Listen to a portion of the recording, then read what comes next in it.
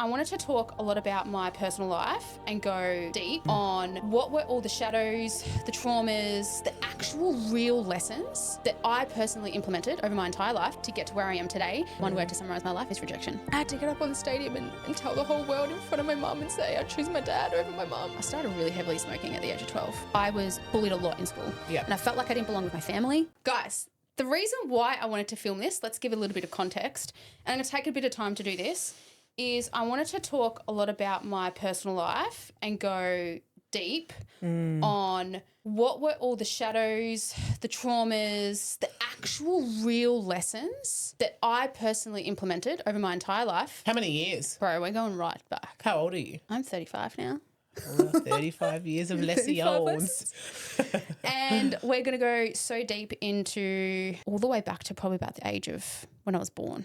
Like Straight out the womb. Straight out the fucking womb. We could probably go womb growth. You want to go womb growth? Well, back in the fucking 90s when everyone was fucking smoking some darts and drinking the alcohol, it was normal back then. The OG water baby. Yeah, I was an OG water baby. Yeah. So the reason why I'm doing this, a couple of different reasons. One, I had realised that I haven't been as maybe in depth about the patterns that I can see and the observations that I've been able to make to get to where I am today and the personal development work to get to where I am today. Mm-hmm. And there hasn't been enough light on that. Like, obviously, I'm a property investing coach, right? And a lot of my audience are exposed to, there's little hacks and these are little things that I did that I moved to get to each property. But hang on, it's so much more deeper than that. Yeah. And I wanted to share a really, really big personal side of me. And then I also thought to myself, who's the best person to bring this to light? And that is my best friend. So guys, welcome my best friend, Courtney. Thanks for having me. No, you know what? Thanks for coming up. And Yeah. for those who don't know, you are my number one. Thanks, babe. If there's a number one best friend, she's my number one, guys. Yeah, don't worry, Tara Bay. Number one best friend. Yes, number one best friend. Yeah. And my wife and I actually fight over Courtney all the time because we love you so much. I got this big intuitional call to say, show the audience your real you because people have a lot to learn. And I wanted to go deep and vulnerable, but I also needed to make sure I felt safe to go deeper. And that's the reason why I brought you here. Yeah. And so that's number one reason why I got you here. Yeah. Is to help me move through these conversations that we're about to go so deep on. Yeah. Number two, you're fucking elite at summarizing like paragraph of feelings and emotions and the thought process of what actually happens. Yeah. And guys, you're about to see this. And also just for context, if you want to steal my best friend, you can't. She's already stolen. She's mine. So I'm number one, guys. Applications closed. Yes. Stay away. You can go follow her though.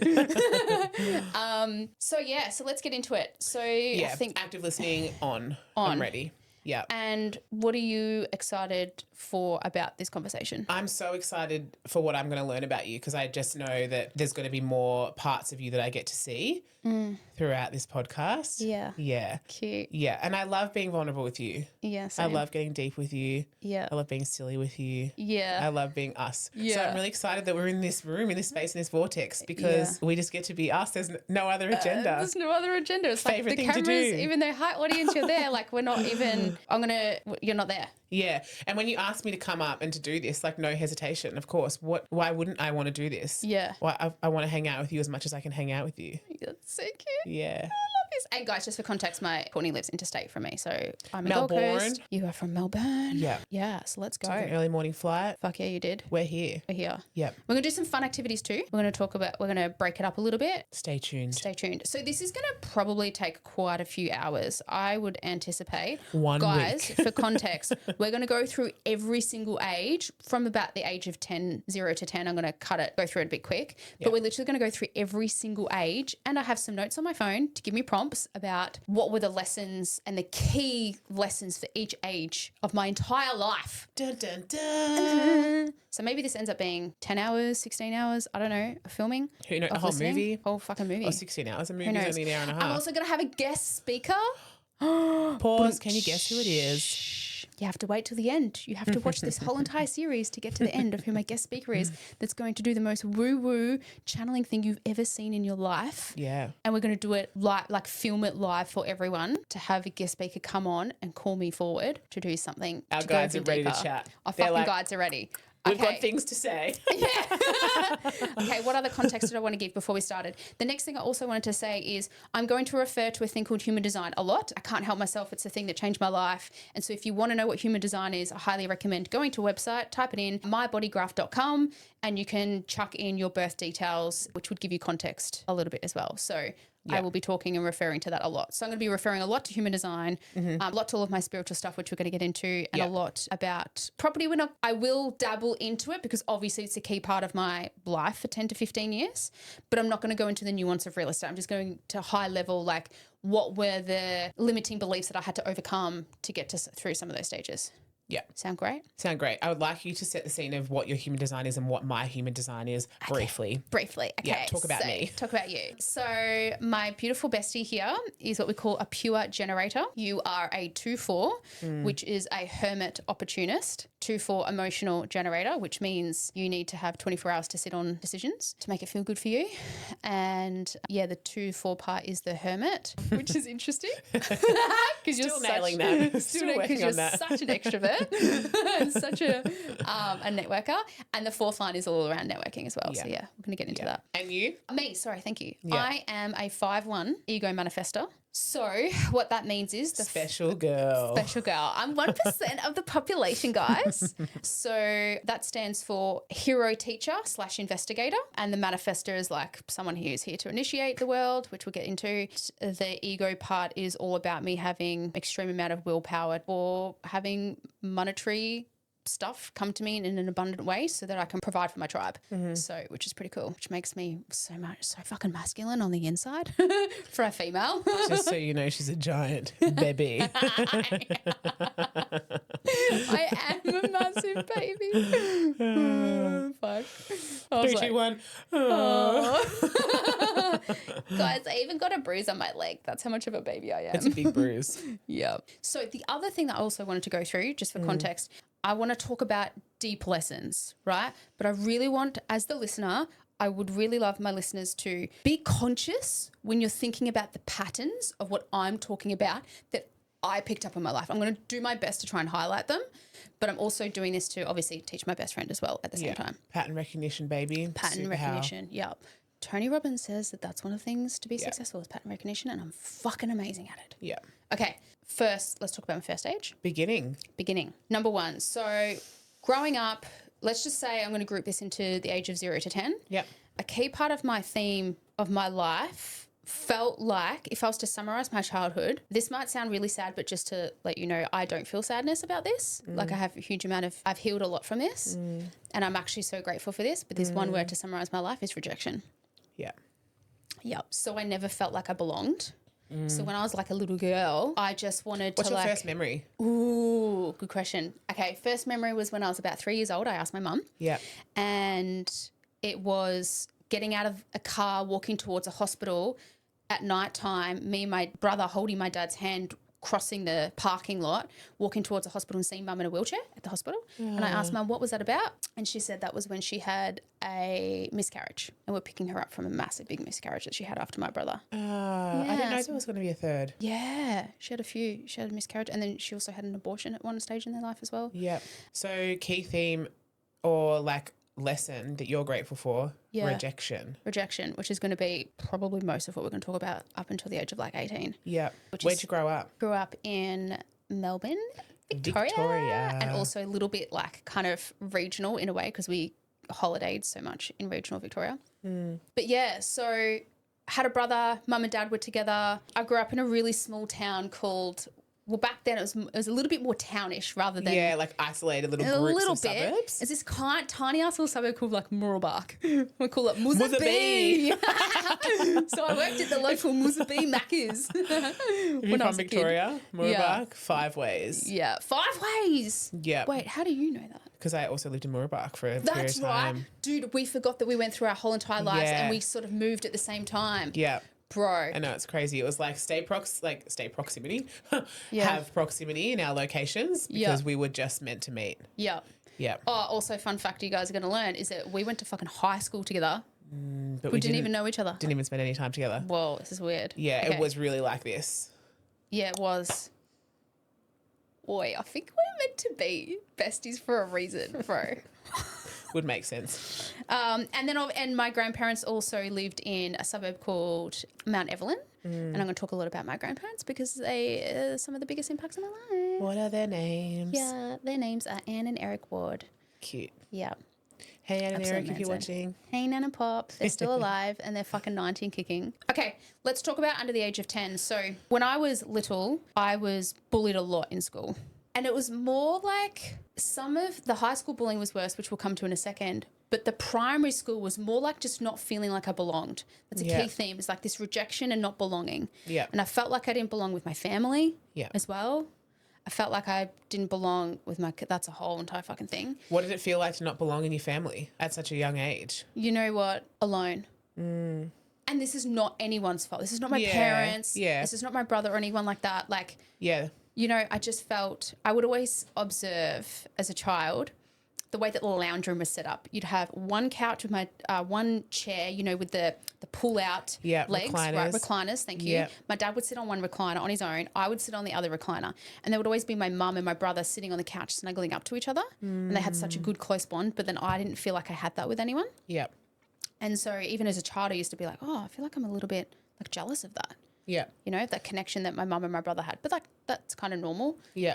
For mothers. Well, there's always and different sons. dynamics Yeah. in a sibling group and also in a family group as a whole. Yeah. Yeah. So yeah. And was it the same feeling in primary school? Yeah. Like I just had this one best friend, and they obviously say that the one friend that you just need one best friend that can make you feel, you know, Part of something. Part of something. Yeah. Yep. So I was lucky just to have that one, which kind of saved me. But I was never a person that was a groupie person. I never belonged to a group of friends. Never in my life. And every time that I have, and it hasn't lasted very long, and I plucked someone out, just like I plucked you out of a group friendship group. What about in like in the schoolyard, like at primary school? What do you remember? Like if I ask you what was a school day like for you, what was it like? Yeah, primary school was just very much alone. Yeah. I felt like I was just wandering the whole school on myself. I would just walk around and I would just watch other groups of people playing, of kids playing together. Yeah. But like not me. And this could be so made up in my head. Maybe I was a part of groups, but I just don't remember that. Yeah. I just remember the feeling because we remember feelings, right? Yeah. I thought you were going to go down a different path because I just think about like the prep for your adult life, like the strong observing of human behaviour, the groups, like watching from the outside, really taking everything in. Maybe I was a lot more conscious than maybe what I think I was when I was a kid. You wouldn't have known that that's what you were doing, but I'm just wondering, like... I would watch and observe. It's been a big key theme. Yeah. Little Livo. Little walking Livo. around. Okay, so, but two things that I did feel like I belonged was this caravan park that I'm going to talk about and Scouts. I'm really keen to hear about Scouts, Livo. Yeah. Did you wear a hat and a tie? You wore this scarf. I wouldn't even know what they're called now, but you wore like the scarf thing. Yeah. I felt like I belonged in a way where I still didn't have like, it's so weird. Again, I didn't feel like I had best friends in there or a group and everyone had like the little niches and whatnot. And I didn't have that, but I felt like everyone else was just as lost. Yeah, I feel like when you're doing Scouts, it's like an individual group task. Yeah. Like you're all individually working towards something together, but you've got your role. Yeah. Yeah. So I fucking loved Scouts. Where was it? It was in Croydon. Yeah, cool. Yeah. And did you back do it in like Melbourne. Tuesday night, 7 o'clock? It was What Wednesday. was it? Yeah, Wednesday night, 7 o'clock. It starts at 7, I think, yeah. Yeah. And Set my the mum scene, was... So you'd go home from school, get changed in your Scout uniform, mum would drop you off. Well, you know what? My best friend, I had a childhood best friend at the time.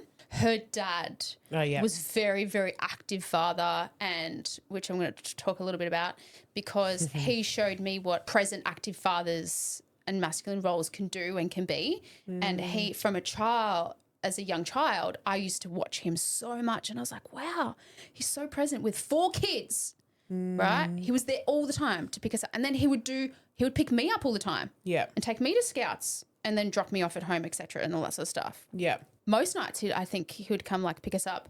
But my mum would always be, it was so funny, like at the end of, I just remember being this little kid and at the end of each night on a Wednesday night, you see all these dads lining up to come pick up the kids and you see my mum. My mum was the only mum there. Yes, and I was just Mum. like, I fucking love my mum so much. She was very, very, very present. Reliable. She was extremely you knew reliable. that she was going to pick you up. Yeah. And I've obviously learnt that the reason why she was so reliable was because her mum wasn't. Yeah. Because her mum was extremely depressed and wasn't an active mum at all when she migrated here, hated Australia. And so my mum has told me that she just remembers her whole life of being like wanting to go to school, and at the age of 5, she'd be like, come on, mum, I've got to go to school. And she'd be like, no, I'm not taking you. Walk to school. So my mum like had to walk herself to school as a little 5-year-old all on her own because her mum was so depressed. Yeah. And it just makes so much sense why that was like an important part for her motherhood. Yes. Yeah, to be able to give that to you because that's not what she got. So I'm like, thank you guys. Yeah. Mum was there for everything. So I think Scouts was that one, like that little saviour. An anchor point for you. Yeah, because I hated school so much. Yeah. I fucking dreaded it. I was that kid that made up every fucking excuse to not go to school. Yeah. I'd fake everything. What's your best one? I pulled the fucking I'm having an asthma attack. Yeah. I fucking pulled, and I would go so deep on it. Even when I was full trauma, we'll talk about that when I got to 16. I was going to say you like manifested those asthma attacks hard. Fuck yeah. To the point where I would actually, they'd be like, hospital. I went to hospital. And you were faking it? Yep. Fantastic. Guys. I won't ask you, but I'd like to see a performance one day. I'm sure I can fucking turn it on. Yeah, because I fucking hated it. Like I just didn't want to ever. That was more high school days. One more. I'd like to know another way that you faked not having to go to school. Just normal sickness. Just being like, Mum, I don't feel well. Yeah. I want to go to school. Yeah. Just because I just didn't want to be near other Start humans. to the story. Yeah, interesting. Yeah. But Scouts, you were keen to go. Yeah, Scouts I fucking loved. Yeah. So cool. Scouts is fucking weird, man. Like, what is one of the things you learn at Scouts? Okay, there's a lot of sexual things that they would all do. I'm like, we're all fucking like 10, 12, 13. Everyone's making out with each other. They're fucking showing you bits to each other. People are sleeping, like learning sexual things, playing with each other. Like, whoa, it's a bit of an incest thing. Yeah, wow. So it's just like, well, everyone was exploring who they were. Yeah. And maybe if other people didn't feel safe at their schools or in their friendship groups, you're really experimenting all of your social needs, finding out who you are at Scouts. Yeah. Let's get horny at Scouts. Yeah, let's get horny at Scouts. I wonder if those kids do that nowadays. That's too weird to think about. Well, I didn't expect, I thought you were going to tell me like some cool rope that you learned that you'll be able to tie your boat up with, but. I just loved the jelly wrestling stuff. That was a key night. I remember doing jelly wrestling, and then I missed out on like Australian Idol because I was so obsessed with Australian Idol, and I missed out on watching fucking Guy Sebastian. I was like, Mum, I've got to get home to Guy Sebastian. He's going to win tonight. You were at Scouts. I was so, I feel like jelly wrestling is like key lesbian activity. Do you reckon heteros actually think that lesbians do that stuff? Well, yeah, I feel like Dinah Shore, they did do that. There was like full jelly wrestling. Yeah. And at one of like the Licks or the Sunday Licious, I don't know when, like which one it was, but they did do jelly wrestling. Did they? Yeah. Oh, I wasn't there for that one. Livo, pro jelly wrestler from the young age of 6. No, I'm just like saying if you were there, I could have called you in. You learned how to jelly wrestle at Scouts. Yeah, okay. Fuck. Wait, we should do jelly wrestling one day. That would be fun. Bit messy in here, Susanna. Yeah. Yeah, so Scouts. Yeah, so Scouts is a big, first how many grounding age, place. like what age were you when you were doing Scouts? So you did like Joey's, and then you did, I forgot the name of them. There's like the age group, there's like sections. Yeah. And then Scouts was like the mid-range, it's like the normal age, the common one where you're like, I think older. like 9 to like 13 or 12. So Scouts was an important part of your life from when did you start going? It wasn't even, I didn't even do it for that long. I did it for like 3 years. Wow, but it still had such a big impact. Yeah. Yeah. Big part of that childhood is like the first place I feel like I belonged. And at the same time, then I also had my caravan park. I was like the older kid. With all the families? With all the families, and I refer to them as my cousins, and actually my cousins, but like, you know, my parents' best friends. Yeah. And I would refer to them as my cousins. Easy to explain. Also feels like you're a part of something. They're my cousins. Yeah. And I did feel that was the thing because we weren't actually close with my cousins. Yeah. I have 10 or 12 first cousins I don't know. Which side are they on? Both sides? Most of them on my mum's side, which I don't know, and my dad's side has 2, of which I know of, and we did semi-grow up together. And we know each other like from a distance because we have each other on Instagram and whatnot. Kids are so funny. Like, what a funny thing to lie about. They're my cousins. Because you want to feel connected and feel a part and whatnot, which I didn't have. Yeah. And so... Well, you did. You created it. Yeah. Yeah. Thanks for credit. So, so this caravan park that I grew up in Lakes Entrance, that was also where I felt like I belonged. It's where I Decent journey from Moolsabee down to Lakes Entrance. Yeah, it was like 4 hours. And that was normal. So I loved that. We had a permanent caravan. And what I'm trying to say here, the message that I'm trying to get across is that like I felt very lost. I felt very like I didn't belong.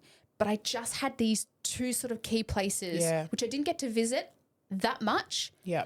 But they anchored me. Yep, and they were enough. And my grandparents gave me a lot of stability throughout my childhood. So my grandparents have been married for like, I think 65 years. How often did you see them? My grandparents were at my house every fucking Sunday. Yeah, loved cute. it. And a key memory that I always have is which is a lot of conditioning is around like waking up in sleep time because mum and dad would be like, your grandparents are here, get out of bed. Yeah. It's like 10 a.m. Wake up. And this is before I'm a teenager. Yeah. Oh, you like sleeping late before you're a teenager? Bro, that's my whole theme now. Yeah, even you're still. a big sleeper. I'm a massive sleeper. This girl can clock 10 hours. Every night. Yeah. Guys, if you've got an Aura ring, Livo's sleep scores, something to work towards. Thanks. I'm proud of my sleep scores. I fucking know I love how to checking sleep. my app and being like, Bay's sleeping. Yeah. It's on the Aura ring. You can sync it with your friends.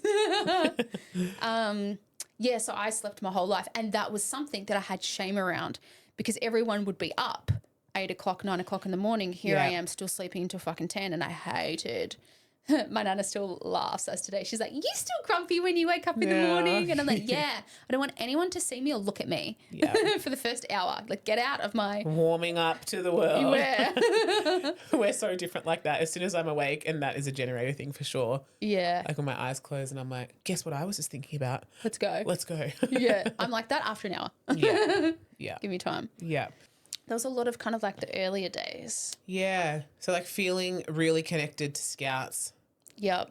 And being really grounded in a place of belonging with Lakes Entrance. Yep. Creating your purpose with Lakes your cousins and your family. Yep. As your family. As my family. Yep. And your nana and pop. Yep. A lot of key things happened at Lakes Entrance. Got my first boyfriend, which happened to be, they were like the hot family that like camped behind us and they called them the naked family because the dad would always just walk around. Oh, you told me about this dad. Yeah. He'd have this long hair all the way down to his bum, his dad. They had 6 kids. He had a 6-pack.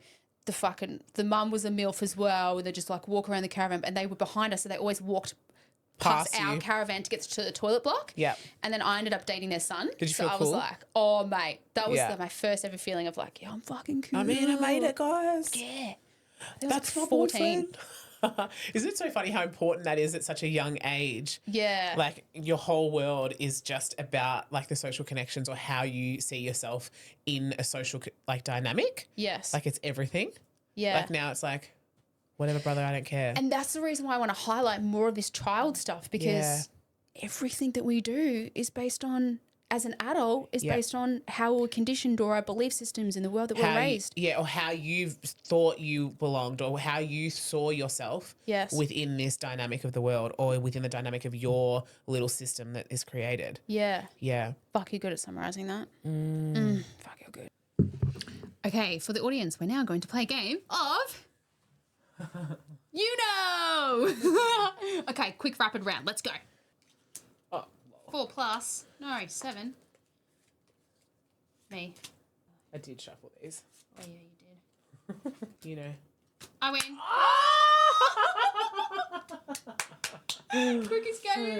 Quickest game of all time. All right. Something that's going to be pivotal, right, for context. My parents growing up were very much the business owners, like the self-employed people, made a bit of money through a couple of their adventures.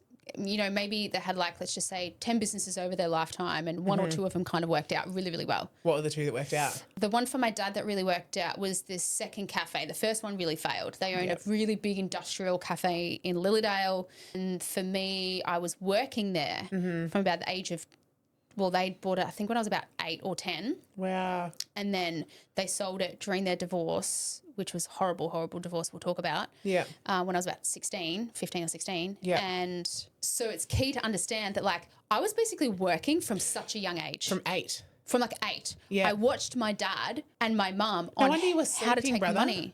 No matter what. No wonder you were sleeping bulk hours. Yeah. But I would only ever go there on school holidays though, when I was really, really little. Yeah. Right? So I learned how to meet and greet someone say, hi, how are you? What would you like next? Next in line, right? And this cafe, just for context, that I was working from the age of 10, it was in an industrial area where it was packed. There was queues of people lining up outside the door from 4 a.m. in the morning because it was all tradies. It was truckies getting their fucking spending $30 just for breakfast every day. Right? Really sleazy men too, also, because there's a lot of pattern women. in that too is full on, like the repetition every day, like coming back to the same place, getting the same thing, spending that amount of money. Yeah. So got to be really involved in watching my dad, how he was actually a pretty cool person to work with as well. Like all the staff had fun. Yeah. Which was kind of cool. Yeah. What did you like most about working with your dad? Oh, that's a very good question. What did I like about working with my dad? That he just kind of just knew what you needed next. Nice. He wasn't a very analytical person. Do you know what your dad's human design is? No, I've never been able to get it, which I fucking wish I could get it so bad. But there is a reason. I keep asking my guides. I'm like, it's like I need my human version of me wants to grab my dad's birth chart because there's a lot of fucking childhood trauma there around my father. And because I understand human design, it's the way of giving me empathy and of me of understanding. Yeah. And I feel like it's like something my human wants to have closure. And you want answers. And you want to be able to like blame it on something or like categorize it or know or logicalize it why. And if you had his human design, you could be like, okay, well, that's why. Yeah. Yeah. So obviously trust that. Yeah. And do you know what's so funny? Because, you know, about 80% of people know what to do your human design, you need your time of birth for the listeners who's watching, right? And my nana is still around, his mum, which I'm so close with, my grandparents, which I'm going to talk about. Yep. She cannot remember the time that he's born at all. She's like, no idea. She literally couldn't even roughly recall a window. Yeah. And my parents were born in another country, in England. All those hospitals don't exist now. The record's a disaster, right? Yep. Now, here's the funny thing. If I really wanted it, I could fucking try harder. But there's something there where I will go to the fucking 10th degree to try and get somebody else as close to me their birth chart. You know that there's a reason that you don't need to have it. Yeah. I just don't need to know. I need to learn to heal through those things without human design. Whoa. Yup. What is it? I think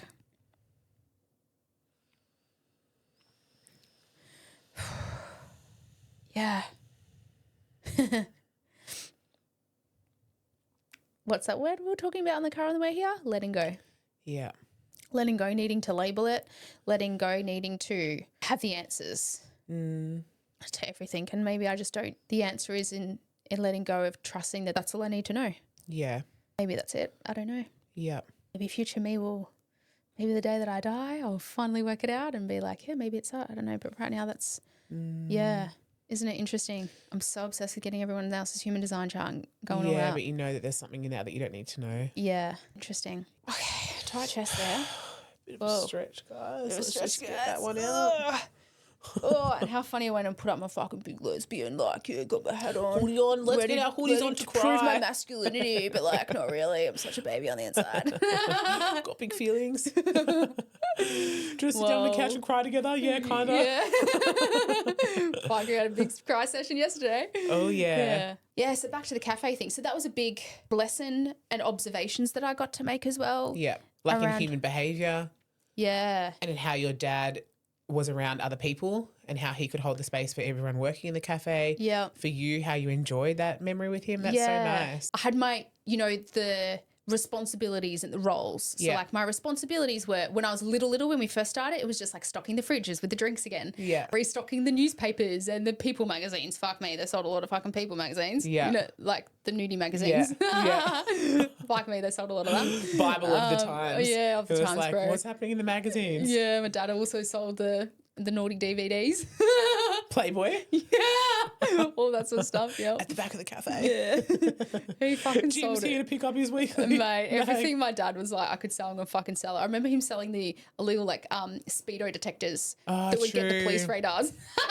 He would be selling vapes for sure if it was this day and age. This day and age, yeah. He sold heaps of cigarettes and I used to fucking steal decks at a time. Because my dad, what's a full packet where you'd have heaps of decks? What's that called? A carton. A carton. So Dad would have cartons hiding around the house. So because he had so many. Look at my face. Like teenage me, I'm like, Where was Goldmine. my fucking networking line in that day? Hook a brother up with a car. I hooked up all my friends, bro. Oh, wow. Sorry, Mum and Dad stole a lot of fucking cigarettes from you. Yeah, guys, smoking is bad. Like we a all know lot. that. I started really heavily smoking at the age of 12. What was your first cigarette and where'd you get it from? Yeah, I can't really remember the first, but I stole them a lot from my dad. Yeah. Yeah. Because he had so many decks lying around because Yeah. of the cartons. He wouldn't Did even he know a whole smoke? deck. Fuck yeah. Yeah. My dad was a massive fucking smoker. Big. So that was interesting. So How do you reckon that working at that cafe impacted your relationship with food? thank you for bringing this up. Yeah. Thank you. Yeah. That's the reason why I have you. Really bad. So it was normalised to eat rubbish Yeah. in my household. I remember when Mum would pick us up from school, this is mainly high school, From school. we'd get into the back seat and the entire back seat of the car was full of all the leftover food. We're talking about crankskis, we're talking about everything deep fried you can imagine out Did of a your bakery. uniform smell like, did your car smell like deep fried food? Yes. Your hair? Yes. The car, yes. Yes, so that was normal to as soon as you picked up from school, bang, there's food you've got to eat and there's so much left over. Donuts, fucking everything Yeah. that's horrible for you to eat.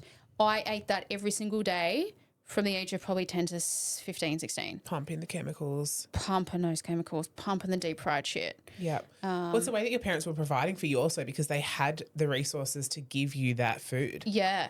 Yeah. Yeah. So did it feel exciting to get that food when you were in the car or it was like proper normalised? Properly normalised by the end of that. Yeah. There was no like encouragement of eating healthier food options. It was you just ate. Yeah. You could Yeah. eat. What was there? Yeah. Yep. And that's also also related to the means of your family's income as well. Yes. So like you wouldn't be having, or you would assume that there's not going to be a negative view Yep. on the fast food group because that was your direct link to livelihood in that chapter. Yep. So, yeah, a lot of, like I had put on a lot of weight due to a lot of trauma stuff, which I'm not going to go in deep into on that stuff, the earlier age stuff. So Yeah. I had blew up, my weight had blew up a lot. What time, like how old were you? 7 or 8. Yeah. Yeah. And then from there, I had this identity of I'm the fat one. Yeah, totally. And everyone else would have also played into that identity of you as well. Like kids 100%. can be mean Yep. and like if you're, standing out looking different.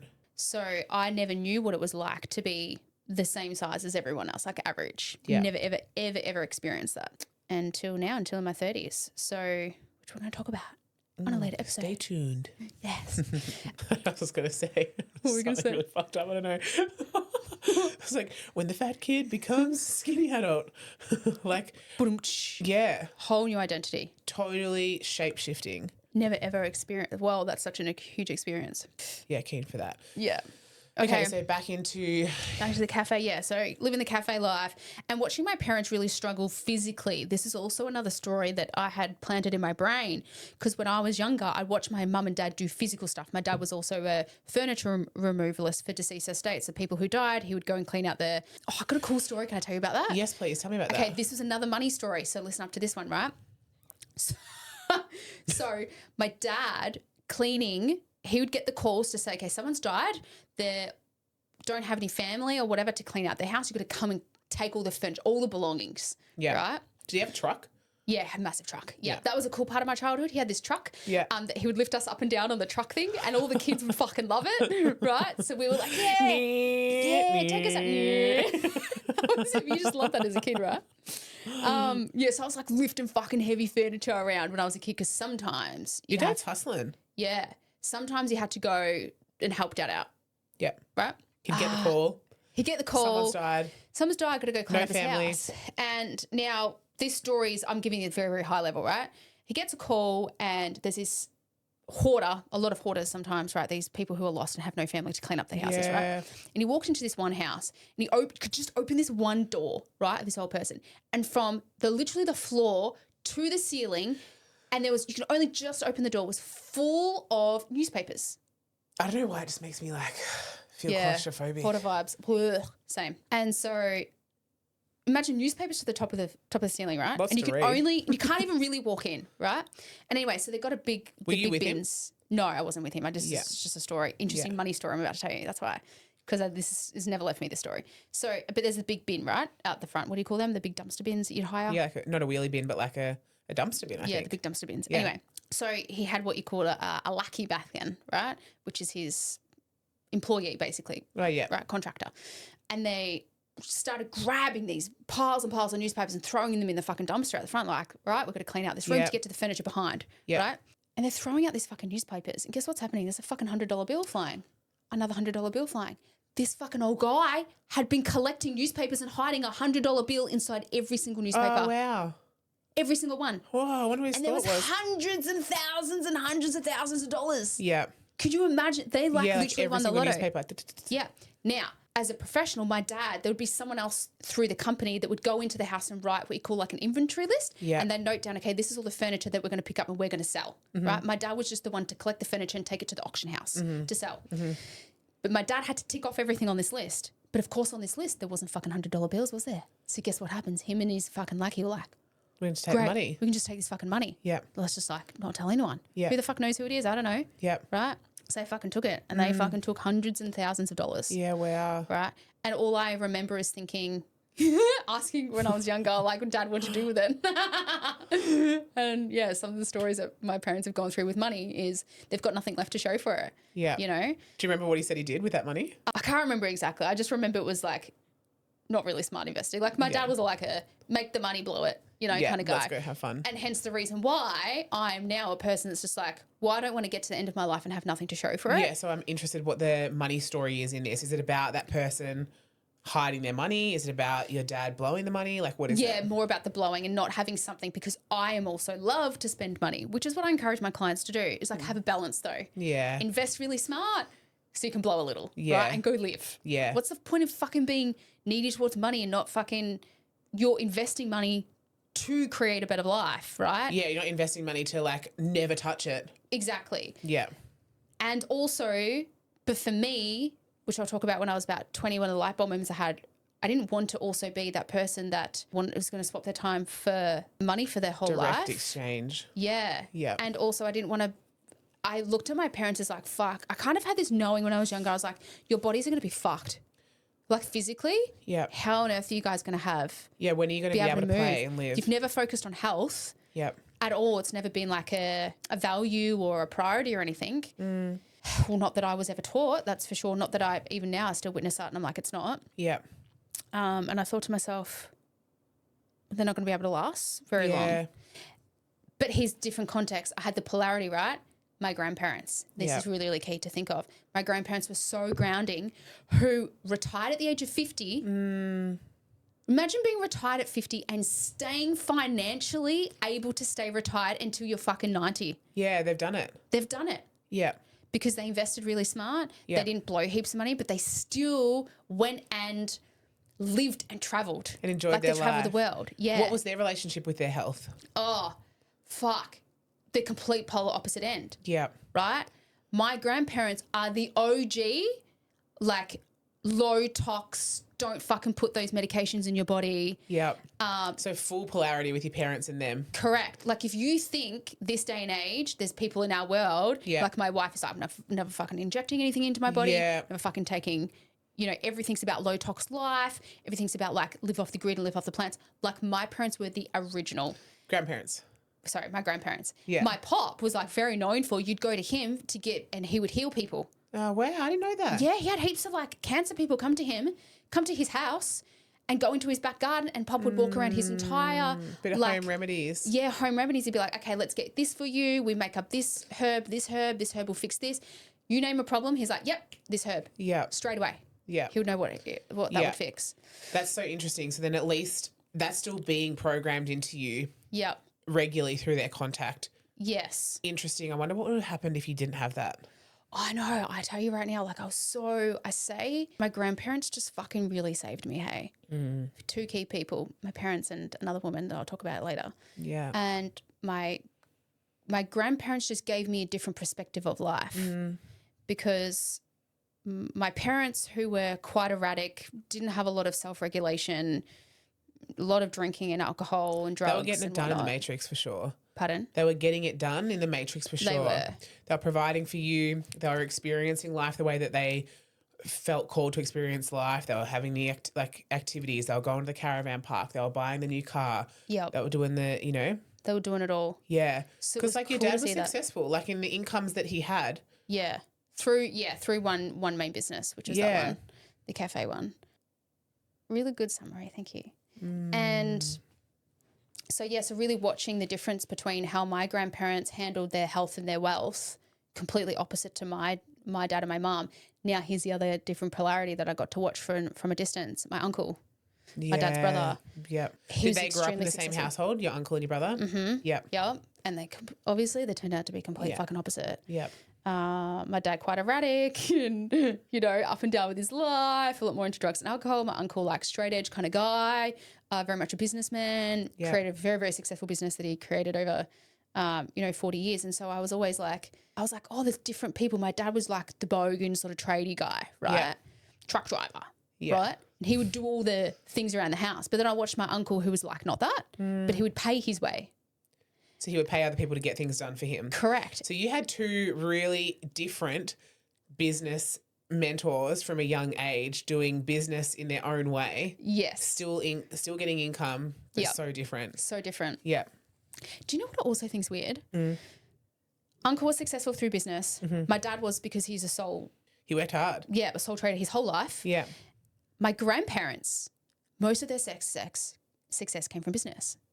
What, in business in what? Oh my God, so fucking cool. All right, I'm going to get to that. Yeah. Hold that poodle just in 2 seconds. Yo, hold my poodle. But then when I was growing up, everyone said, go get a successful job, a 9-to-5 job. Isn't that interesting? But yet my entire family actually were like entrepreneurs. Yeah.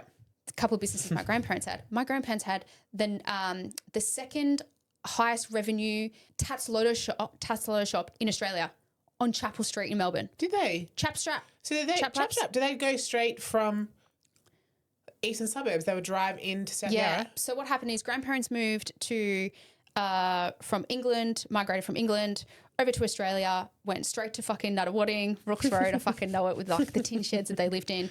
And my grandparents were like, let's fucking go on. Now, they were already ahead of the game. Why? Because they owned their fucking first property in England. Yeah. No one else in their fucking 20s owned a property in England. Yeah. How did they get the money to do that when they were that young? They said that they just fucking worked and hustled and didn't spend their money. Yeah, you come from a line of determined people, that's for sure. Yeah, my grandparents are very fucking determined. Yeah. So I got to watch that because I didn't see that determination really my parents have sacrificed or anything. But I saw that in my grandparents. Yeah. I would also challenge that a little bit because your mum is determined for the goal. She shows up. She continues to do this. Like, she's going. She is. Yeah. She gave me such good, amazing consistency quotes, in her approach. Yeah. Fucking consistent. I hate being consistent, guys. Yeah. It's not a word I like or I relate to at all. Human design. I'm a manifestor. We hate consistency. But I like the safety net. Of the foundations. Anyway, so... Yeah, I want to hear more about your uncle or is there any more that you want to talk about with grandparents' Tats Lotto shop? Yeah, so they moved to Melbourne and then Pop's like, right, let's get a job. Even my nan was like, back then, it's not normal for the wife to get a job, right? But nan was like, you got given like this cheap rent in this hostel. There were hostels. In Australia? Which was a shed provided by the government, right? But you had to share it with another family. Yep. So they were like, you got given it for 2 years. And my grandparents set a goal. I think they said 3 months or 6 months. They're going to be out. They're going to be out and they're going to buy a house. Now, this is some cool lessons, Strong mindset because they've come from a different country. They don't know where they are. They're learning the ways of this, like the culture of this new environment, no friends. And they still are like moving towards the next goal. Yeah. And just like not having the community. Oh, wow. But they are best friends with those people for the next fucking 70 years. The family that they live with in that little shed. Yep. It's their best friends for fucking life. Well, they had each other too. Like, you know how we talked about that in the car? You only need something to do. Yep. And someone to do it with. That's just all that you need. Yep. And that's all that they needed was that one couple. But even each other, I'm saying, as a couple. As a couple. They had each other to continue to bring the spark of the vision and just continue to work towards it. Yeah. How beautiful. Oh, Nana Pop. My grandparents, I love them so much. The best part of my childhood is them raising me. Yeah, so then they were like, let's get out of this. Let's get out of this. So they basically both hammered it hard, fucking got jobs, and they just made up shit. Like, Pop tells me a story about how he went for some sort of mechanic job And he just pretended like he knew what to do. And he's like, yeah, you do it like this. He's making it up. And they're like, oh, we've never seen this done before. And Pop's like, yeah, it's how we do it over in England. And then Pop's like, I just fucking made that up. Whoa, brave. So like, yeah, I feel like I have a lot of that from my grandfather. I'm very, very close to my grandparents, obviously. Yeah. And I relate to that identity. It's like I grab my identity of myself and I'm like, oh, it must come from them. Yeah. Yeah. You know? I like that in you. Yeah. And then one of the funny stories was, so they just got enough money to buy a house. Yep. And then back then there's no such thing as brokers. You go to a bank and there's not many banks either. So you have to walk in and prove yourself and dress up nicely to get a loan, right? And the bank goes, Yeah, convince them of the identity of who you are. Yeah. Guess what they said? Go buy a car first. And my poppy was like, I'm not getting a car. I want a house. No, I want a house. Yeah. So he fucking stuck to his guns. So then he went to another bank. Why? So they wanted him to have a car first because they wanted to prove that you could have I don't money know, to buy a car? repayments. Yeah, I don't know. Okay. Pop's like, no, I want a fucking house. Mm-hmm. And what is the lesson in that? Don't follow what everyone else is doing. Correct. Don't follow what everyone else is doing. Yeah. Be persistent and don't fucking give up and don't take no for an answer. Know your goal. Because the pivot There in you that go. would have been so easy, to shift. Mm. We will give you the house. We will give you the money for the house if you get the car first. Yeah. I would say that most human beings would be like, okay, the bank said I need to go and get a car first. Okay, I'll do the car. Pivot goal. Yeah. Isn't that interesting? Yeah. Most people don't have that. They would be like conditioned to be like, yep, okay, well, the bank said that I have to do this, so I better do it. That's what I'm saying, even about them moving out of the shed, Yes. is that they remembered, they stay true to what the goal was. Yep. Because a lot of people that would be migrating would find safety in the shed, pause. But they were like, no. Yeah. Actually, it's a really cool TV show if you really want to understand. I fucking loved it. There's a TV show called The 10 Pound Poms. It's on Stan. Yeah, you told me about it. Yeah, I fucking loved it because I love history and I love understanding the psychology of what it's like moving to another country because I've never done it. And I fucking loved watching 10 Pound Poms because I was like, that's my family. Yeah. As I was watching it. Yeah. And watching all of like the Greeks and the Italians and there's Russians to it at the same time that moved and the Poms all living in coming the same together. area. They were called the 10 Pound Poms because that was what was sold. It was a big ticket. It was globally famous. Yeah. Move to Australia for £10 a ticket. You'll get per adult. this. Yeah. The dream is, well, I guess how cool because the life that you've created now is part of the dream that they offered you. Man, I fuck every time I hang out with my grandparents. I just like, Thank you so much for the sacrifice because we literally were born and I got to be raised in the best city, in the best country in the world, I think. Yeah. In Melbourne. So did he get a house, obviously? They got the house, in Ringwood, in Melbourne. And so how interesting, bought it for $7,000. Anyway, that's $7,000. Yep. That's another story and a half. Yeah. We'll talk about that. Yeah. And then they just went into business. And then from there, they're like, we're going to buy, I think it was a Tats Lotto shop first. Yeah. In Chapel Street. And then they bought and that was extremely successful. And they were really hard. And they said, we're going to move to England. Not move to England. We're going to travel to England. But they could never, when they left England, they were like, we don't know when we're ever going to be back, but we're going to focus on that. And that was a goal that they set for each other. How can we financially afford to go back and visit? And 7 years. So for 7 years they were in Australia before they could go back. When you say it like 7 years, it doesn't sound like a long time. It's like, cool, you literally set yourself up in 7 years, but I'm sure the longing of going back to the place that raised you 7 years would feel like a really long time to continue to work on that. Yeah. Yeah. Well done, Nana Pop. Go Nana Pop. Yeah. Okay. So then the way that they set up their life and the plan that they created or whatever. Yep. Yeah. That demonstrated to you. That demonstrated to me to be persistent and push through and not take no for an answer. And they could also pivot. So they went from a Tats Lotto shop and then they owned a caravan park, a very successful caravan park. I didn't know that either. Yeah. Where was the caravan park? In Ilden. Oh, hey. Yeah. Cool. Yeah. Wonder why you had a thing at Lakes Entrance and not Ilden. Why didn't you go and stay at Nana Pop's caravan park? No, because they didn't own it they'd sold it by the time I was born. Okay, yeah. So this is my dad grew up there. Yeah. Yeah. Okay. So caravan park and then another maybe post office or Tats Lotto or something in Moorabak as well. But yeah, just like they just loved different businesses. And there was heaps of times where they would sell a business and they'd have so much money left over they travelled the world for 2 years. And came back. Yeah. So it was really cool. So yeah, they really got to travel. And that's something that they've implemented in me so much and they drill it into me now. They're like, go and explore, get out, go travel as much as you can now while you're physically able to do it. Yeah. Because they travelled right up until they were 80 and then changed your perspective. As soon as you dropped into a new area, a new energy, a new space, new surroundings, new sounds. Yep.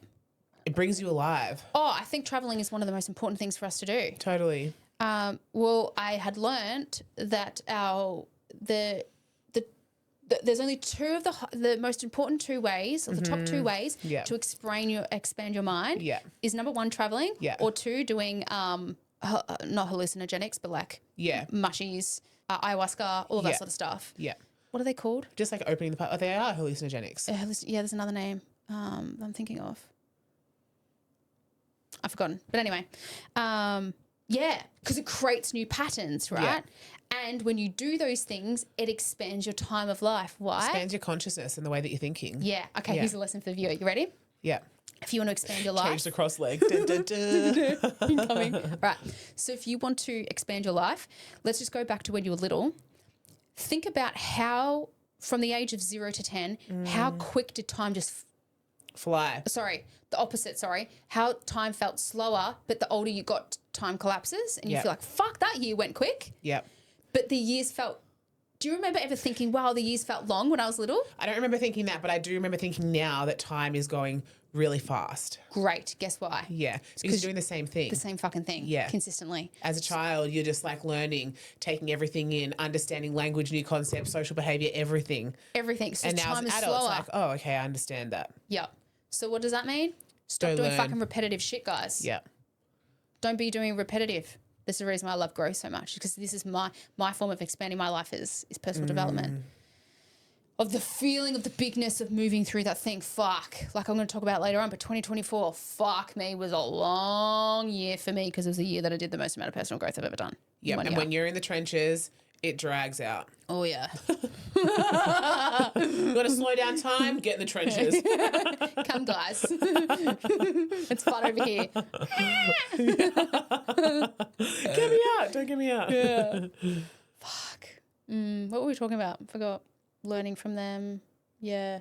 Oh, yeah, and learning from my uncle. Yeah. Which was interesting to see. So so let's go back to that. The polarity of your dad and your uncle. Yeah, and they're just different. Polar opposites. Yeah. And so for me to have witnessed that as a child, I was like, who do I want to be? Yeah. So I just remember thinking, I didn't want to be like my dad. I didn't want to, or my mum. I didn't want to have nothing left over. I didn't want to like physically be drained with my body all the time because I did physical body work. Having to show up in the slog, like in the hardness of it. My mum owned her own a cleaning business. Yeah. You know, so she was physically cleaning. The cafe was fucking hard, bro. Yeah, he's like standing up all day, lifting, moving. Energy output, constantly mopping output. Those floors, cleaning the fucking big Bay Marie's with like, fuck, getting burnt all the time. Like, whoa. My mum now helps, you know, look after elderly people. So I knew it as a young person. I was like, I've seen what is possible over here. Yep. And they're successful, they're making money, but the output is extreme. It's just different paths. Yeah. And then your uncle making money, business, what was his output, or what type of output was it? Yeah. Well, he was a leader. So he had, I think he got up to maybe 130, 150 staff. Yeah. So he owned an electrical sort of business, not fully electrical, like a, what's the word I'm looking for? Fucking not doing this justice, but he fucking sold it for a lot of millions and millions of dollars. But he had it for 40 years. And so he had the consistency, and a lot of my identity was around, well, I'm not consistent and I like to do ebbs and flows and I'm in bursts, and I'm like, oh my God, I'm like my father who's not consistent, but look at the results. He doesn't have anything at the end. Yeah. But I looked at my uncle who is now financially looked after for the rest of his life, but he had consistency. Yeah. Stability, all of that sort of stuff. Yeah. Through real estate, still owns. So he had multiple properties also? No, property wasn't his thing, but commercial, because he had businesses. Yeah. A big business. And you noticed that when you were young? Yeah. I witnessed all of this at like 12. Different witnessing and noticing. Yeah. Interesting. Yeah, very interesting. Yeah. And looking at my mum's parents and grandparents being like they had dementia at such a young age, and watching them like lose control over themselves and their bodies. Yeah. At such a young age. So I wasn't really close with them because they were much, much older, and Yeah. Got dementia, but basically by the time I was born, so Way less relatable. way not less a caregiver. relatable. Lived 2 years away, 2 hours away, all that sort of stuff. But my dad's parents lived with them, and was so active in my life. Yeah. So with your uncle's business, Yeah. watching him be financially successful, Yeah. what was appealing in that? What did you notice in that? I loved that he had options. I loved that something that was, and this isn't just for context for anyone listening. Like it's not, I don't have any shame against, what my dad did. No, or not didn't right or wrong, succeed. different. It's not right or wrong. Exactly. Yeah. And I was just able to observe what I did or didn't want. Yeah. Or how I did or didn't want to live my life from such a young age. Yeah. And so one of those things was my uncle's wife, auntie, she was retired her whole life, never had a job, and was able to be a stay-at-home mum and look after my kid and look after her kids the whole time. Blueprint incoming. Brother. You looked at that and you were like, zoom, zoom, I'm going to do that. That's exactly what I wanted. Snapshot today, 2026. Retired my wife. 3 years ago. Yeah, I love that. Yeah. Yeah, so that was interesting observation to see that. Yeah.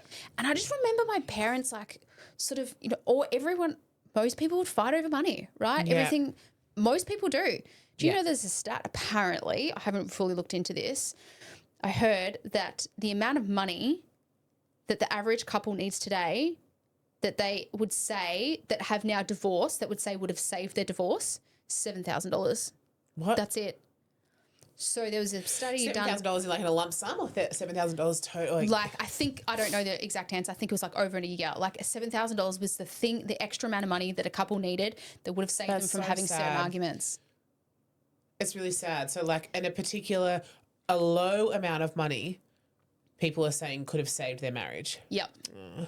Yeah. Also, it does make sense because in the world that we're living in, money, the currency of money, it gets you things to create bigger safety, stability, opportunities. So like obviously money doesn't change the internal workings and the regulation and the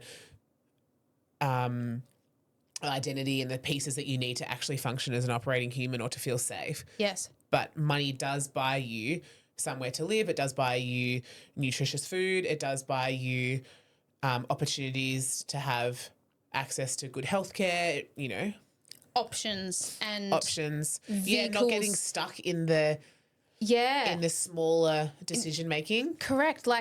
And I just knew from such a young age, I didn't want to be chasing that. Yeah. I wanted to be chasing a bigger life, bigger meaning. I just fucking weirdly knew that. Yeah, you don't want to decide if you can buy this from the supermarket or not. You don't want to decide if you need to choose, can I have this surgery or do I have to wait for 2 years and live in pain? You're like, I don't want to make those decisions. I wanted to like now having the financial means to be like, you know what? I'm going to turn off my business for 3 months. I'm going to go write my book. Or Honey, your baby angel. My baby. Baby angel, Livo's dog needed surgery. And that was a moment of discussion about the abundance that you've created, which wasn't a stress on your relationship or your family unit. Yep. Honey needed a surgery or the vet suggested that this surgery would be beneficial for her. So you and Tara were like, okay, let's go have the surgery. Whereas Polarity, another family group, would have had to have planning and big discussions around how they were going to financially afford that surgery for their baby.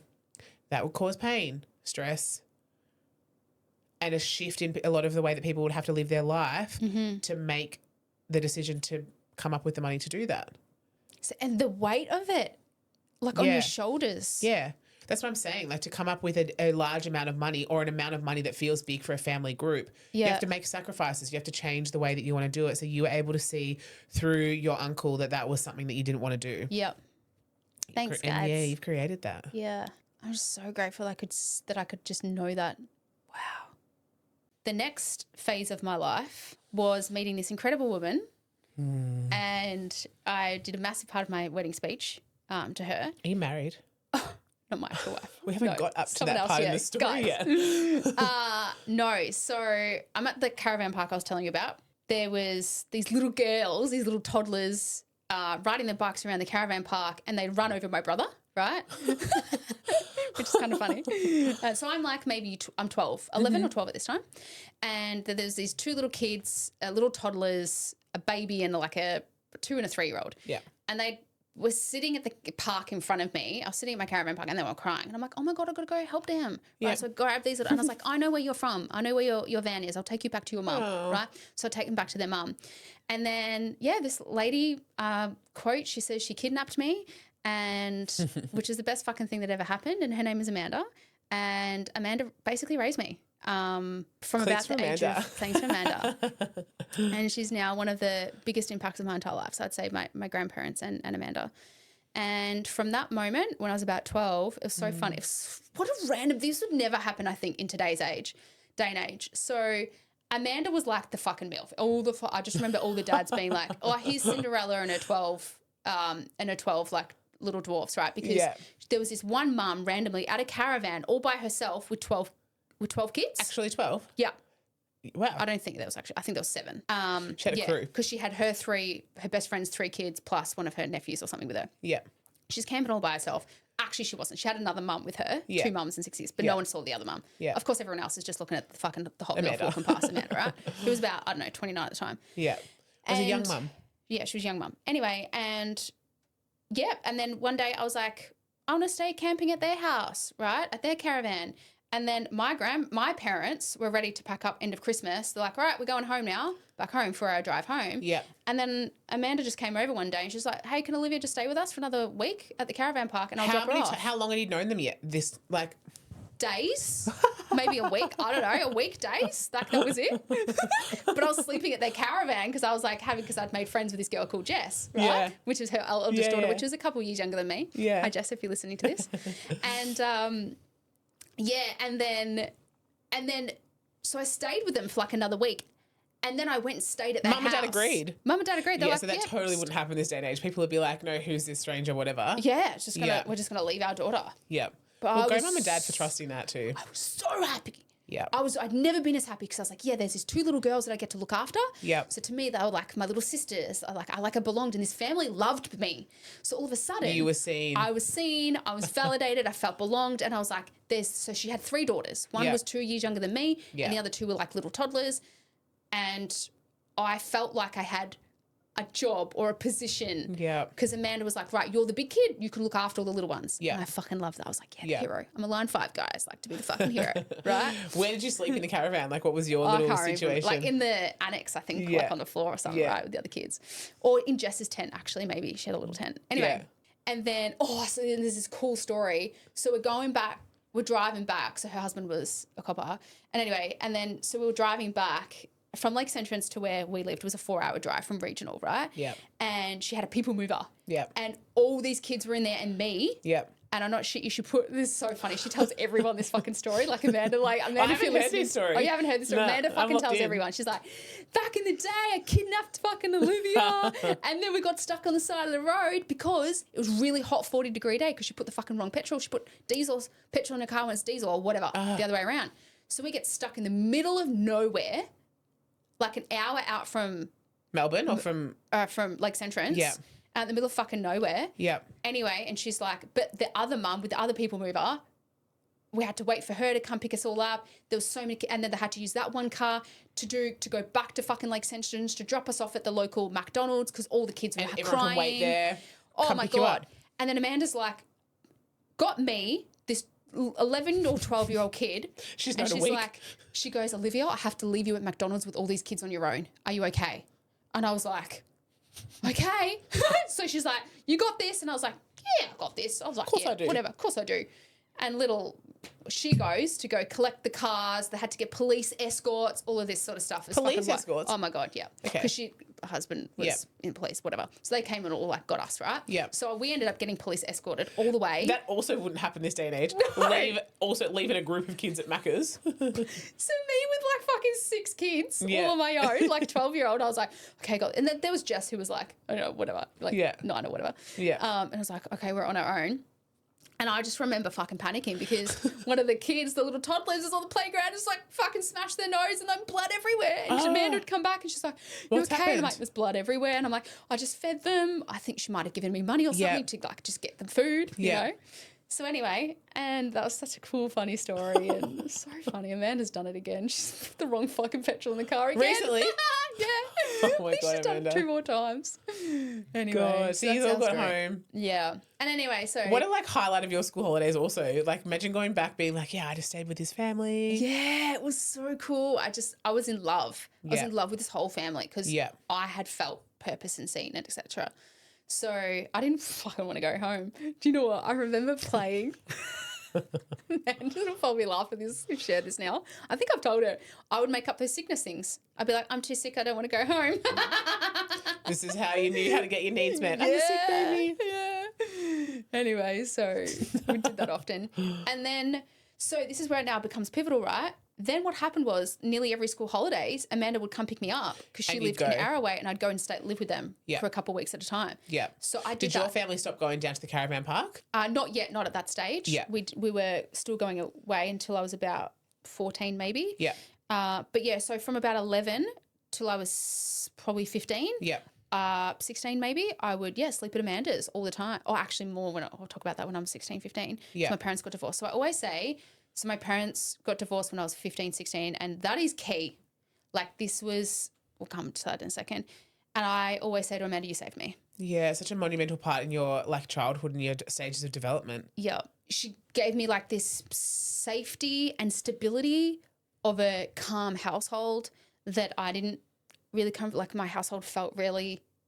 Well, it was disjointed at that time. It was big energy. There was no Yeah. safety in that because they were still trying to work out their relationship and who they were as individuals, as a relationship, as a couple. How could they be trying to figure out how to be And my mum parent you? didn't know how to regulate at all either. She wasn't taught that because her Yeah. mum wasn't around Yeah.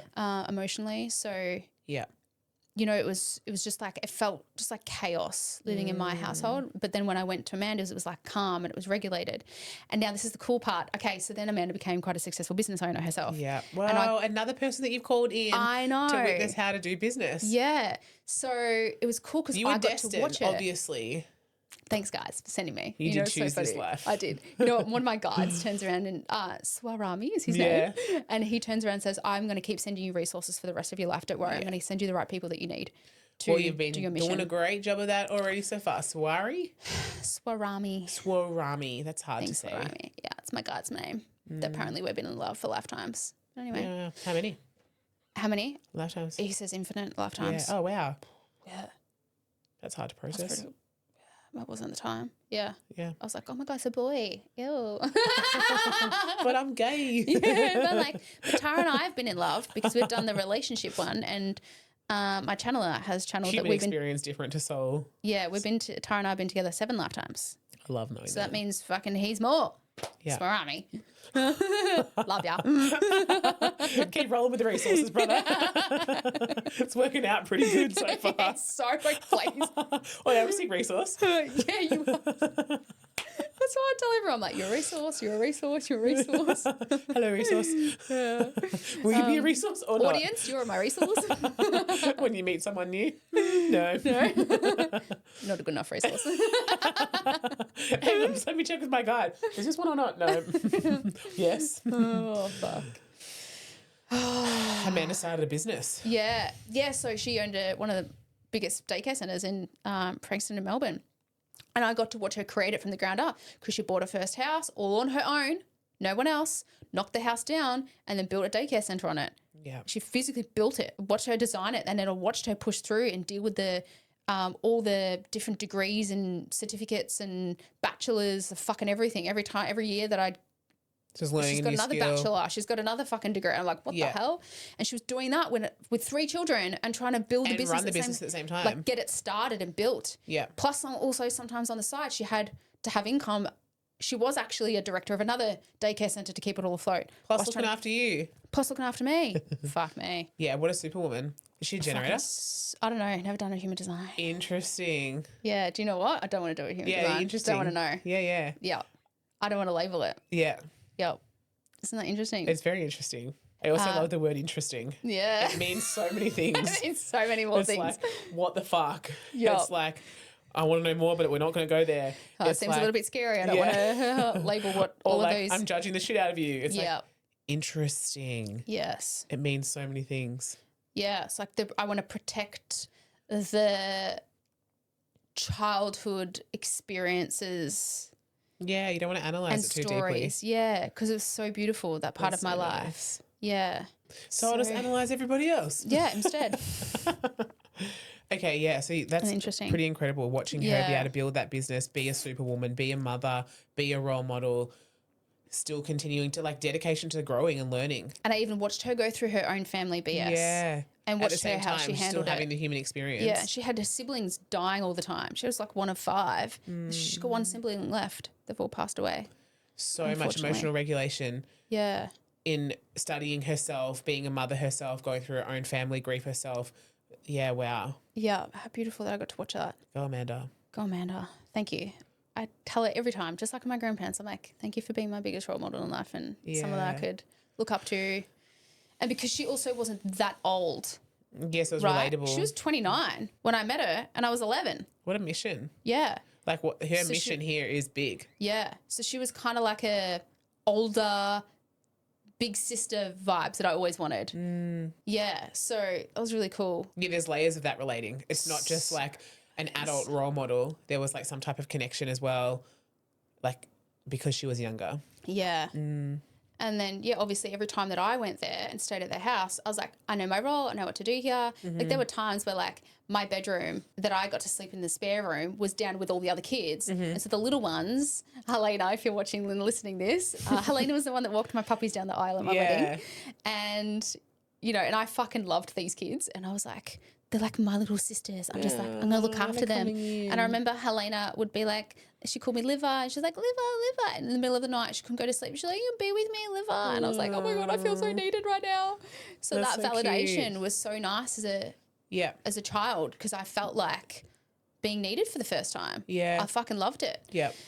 And so Helena I'd change her nappy for her. I'd get her bottle sometimes. I'd be like, let's not wake up, Mum. I'll go get your bottle for you. Yeah. Your bot, she called it. You know, and I that's just so loved I loved being that cute. like bigger older sister too. And I which was love really that nice. softness in you. So cute. Yeah. Yeah. Yeah, that's kind of cute. Anyway, she's all grown up now. Oh, Helena. Yeah. Yeah, such a different dynamic than your family as well. Yeah, because my brother and I were so close in age that, didn't need me in those ways. Yeah, you developmentally were like tackling the similar things. Yeah, in our own ways, yeah. Yeah. So, yeah, what other stuff did I want to talk about at this age? So, the other thing I also wanted to talk about as well is watching at this part of my life, my grandparents are traveling a lot. Yeah, okay, so they were a little bit... They're traveling the world and they're coming back and telling us experiences about the rest of the world. Cool. So you're having like outside perspective of what's going on outside of your little Musabi bubble. Yeah, and we never had that because my parents weren't into traveling at all. Yeah. My parents never once went on an overseas trip at all. Yeah, no social media at this stage. My mum still never left. Do you know my mum moved to Australia when she was 3? She's never left the country. Hey, I didn't know that. Yeah, mum's never left Australia since migrating here. And then my dad never went to an overseas trip until I was in my 20s. So it was weird. And then he did. And then he's like, I didn't really like it. So Yeah. he wasn't like really into travel. And so for me, I was like, interesting. But my grandparents are like, go live. Go travel the see world, go this. explore. They'd come back from different countries all the time. They'd get me a little present from something, you know Little coins? You know how they give you? Yeah, my pa was Actually, the literally same. the little coins. Yeah, my pa travelled heaps. Really? Yeah, he was always travelling. When he'd come home, he'd bring coins. Cute. Yeah. Yeah, so you remember that, right? Yeah, totally. I remember getting the Chinese coins or the Japanese coins or whatever. Yeah. Isn't that cool? Yeah, that is cool. So yeah, they're also giving you so much perspective that there is more. Yes. And there's different things occurring. Like our world is not just this little simulation that we've got around us. Yeah. And I still don't think I've got a grasp on that because I still haven't travelled that. I'm not very travelled at all to compare to a lot of people my age. That was very impactful watching. And even as a child, as a teenager, I was like, my parents are attracted to travelling, but my parents aren't. So my grandparents are attracted, but my parents aren't. Yeah, your grandparents like adventuring. They're like seeing what else is out there. Yeah. And your parents are in the motion of what's right in front of them. Correct. Fuck, you're good at this. Yeah, you're good at this. Let's do a whole segment. Okay, so let's get to the depths of shit, shall we? Insert the worst 2 years of my life. 15 to 17. What roughly. age? Yeah, 15, 17. Okay. Yeah, or 16, 18 in that window. Yeah. And I think this is key to understand what happened here. So Who are you? 15 years old. 15 Olivia years Ward. old, learning the shit of schooling, trying to feel like I belong somewhere. So you go into just have high that- school. Go into high school, have these just 2 friends. That was it. Did you have a job? Yep, worked at Macca's. Love the Fucking fast food, baby. Fast food, Back baby. to the fast food. Fucking hell, that story. And feeling it's quite not a safe place to feel like I was living in this household. Very scary to sort of go home. What That's about all I'm in your going to say body? about that. In my body, yeah, I feel really unsafe Yeah. being there. Physical environment, At home. feeling unsafe, and in your body feeling unsafe. Yeah. Yeah, that's full on, especially when you're 15 years old. Your hormones, they're playing around. Yeah. You're trying to understand who you are. You're at 15, your world, you start to expand. Like when you're a Yes. teenager, you start to realize how big Yeah. everything is. You really move out of your own family dynamic and your own understanding of your world being just your community. Yeah. As everything, the perspective starts to grow. And you only and this is the biggest part of your memory because you don't really remember real fun or lots of details Yeah. before this age. Yeah. I was listening to a doctor in psychology who on the podcast, what was the one I told you about on the way here? Diary of a CEO. No, not Diver CEO. Oh, the other guy. The other guy. The hot guy. The hot guy. Modern Wisdom. Yeah. And he had this doctor on and she talks about the impact of divorce that it has on adults later on. So like when a couple divorces and the child, the impact it has on the child it impacts you for the rest of your life. Yeah, of I'm going to say course. absolutely fucking lutely, and it impacts me still today. Yeah. How could it not? Because your parents and your family unit is where you learn connection. It's where you learn, obviously you experience and you experiment outside of your family relationship as well. But your parents are the people that teach you about attachment. They're the people that when that attachment starts to unfold and it starts to shift, that's when you also experience that too and you learn about that. You start to internalize that. Yeah. Okay. What else did that lady say, the doctor? She said the 2 worst times to divorce based on a child's age is 0 to 3. So just don't do it. And like 11 to 14 is right when my parents got divorced because my brother was 14, I was 15. Yeah. Yeah, so there you go. And it was nasty. We were fucking in court all the time. There was intervention orders involved. I had to get up onto the fucking podium at like 15. What did you have to say? I had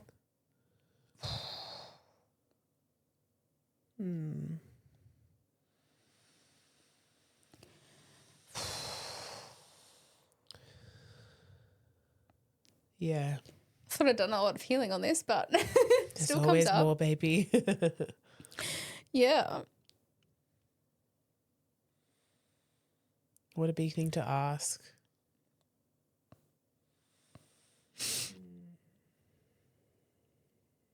Yeah.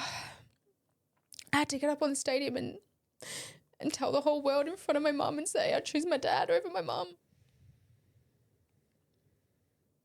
Yeah, that was really hard.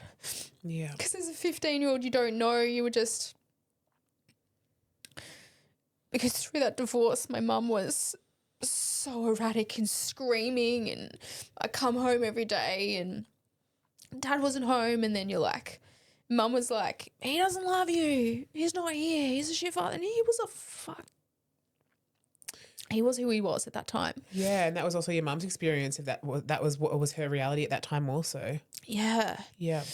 And I just remember the lawyers sitting me down and, and saying, looking at me, my brother being like, do you want to say something? And I felt like the world was on my shoulders where I was like, yeah, I can't, because my brother can't speak for us because he was too young. He didn't qualify because he was 14, whereas I was 15, so I Now qualified. you become... So now I've fucking, Oh, so much pressure. and so I had to get up onto this podium. I did the Bible thing. I had to swear, and I'm like, What is this? what is this? Why on earth Yeah. does a child have to say who they have to choose? Yeah, and in front of so many people. Yep.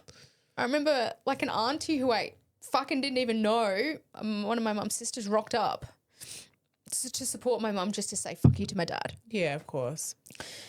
And yeah, that was a very, very heavy weight that I had to make that decision at that age. Yeah. And I had to say I want to choose to live with my dad. Yeah, like calling. So my poor mum. And even though, so I feel there's a lot of like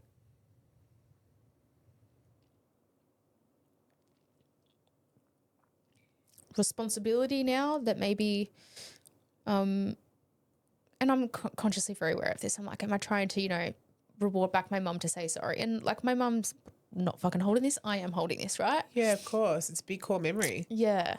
And then anyway, after that, my mum disappeared for 2 years. Yep. Lost my mum. We didn't know where she went. No contact. I didn't know that. Yeah. So after that court date, was there any moment after the court date? So I lost my home. Yep. So you lost all my cousins that I felt like I owed. Where did you live after that court date? Hostels, like with dad, with your brother. With dad. Dad had already had a new girlfriend. Sorry. So she came along to the hostels. She came along to the fucking court system. So I'm just like, how confusing. In a space of fucking 6 months, my parents have broken up. I've lost my home. We're homeless, living at fucking Croydon motel. Dad's got a new girlfriend that's living with us. And your mum's MIA. My mum's MIA. I'm like, what the fuck is life? Yeah, how did this just happen? Like a literal blink. And also you're still expected to attend school, figure out who you are as a human, exist in social relationships. So angry about my sexuality at this point because I'm dreaming about fucking women. Yep, how confusing. Right, at the same time, holy fuck. Did you have any other women around you, or did you have any other gay people around you? No one. Yeah, so confusing. No one. I feel like that's a podcast on its own.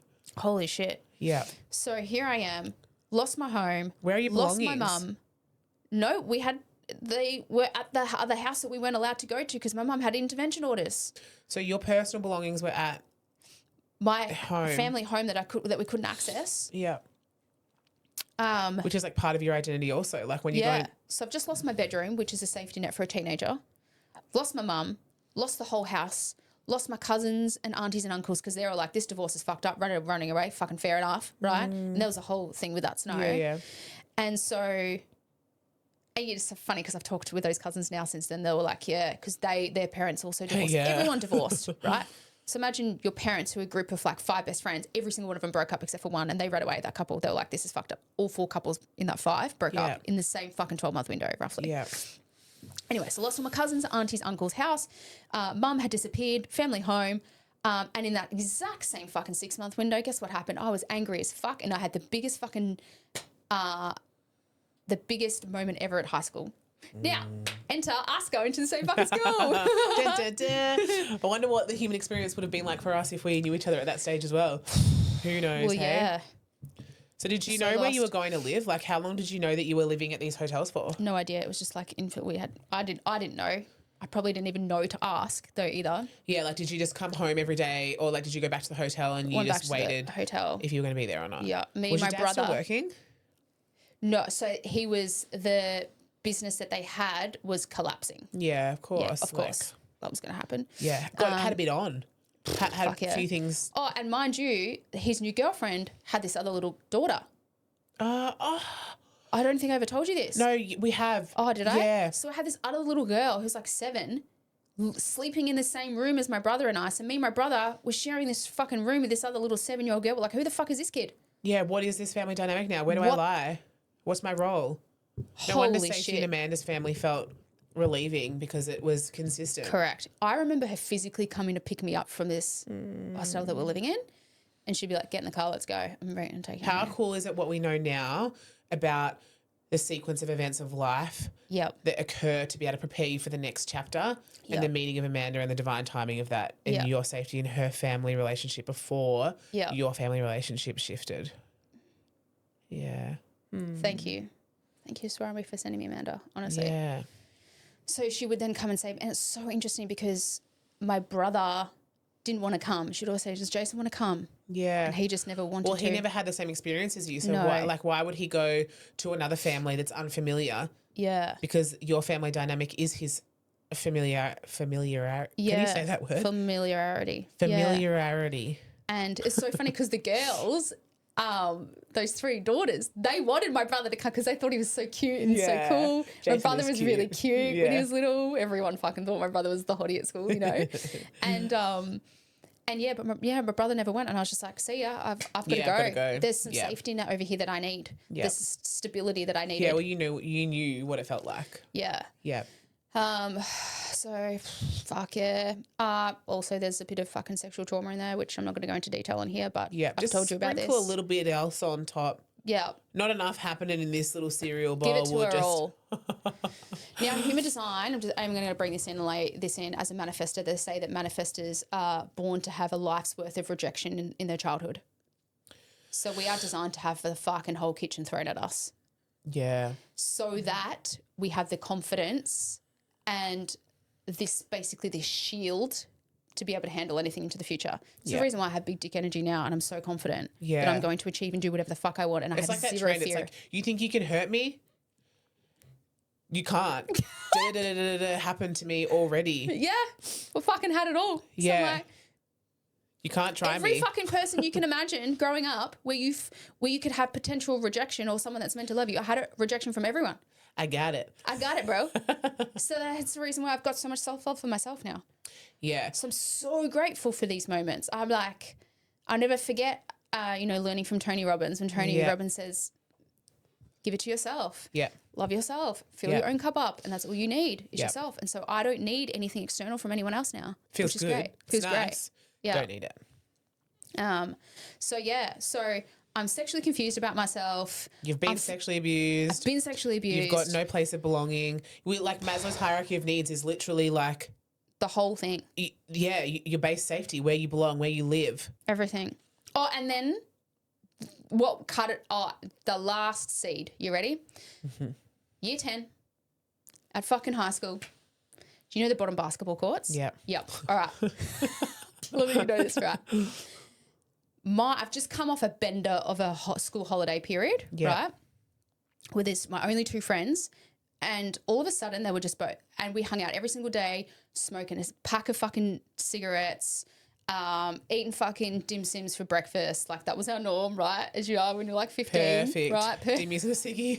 Yuck, imagine making out with you, brother. Dimmies and a ciggy, that's rank. Fried or steamed? Fried, man. What flavour ciggies? Straight up. Or menthols? Fucking blueies. Yuck. Oh, fuck. Anyway. We really sound like we're from Victoria when we do that.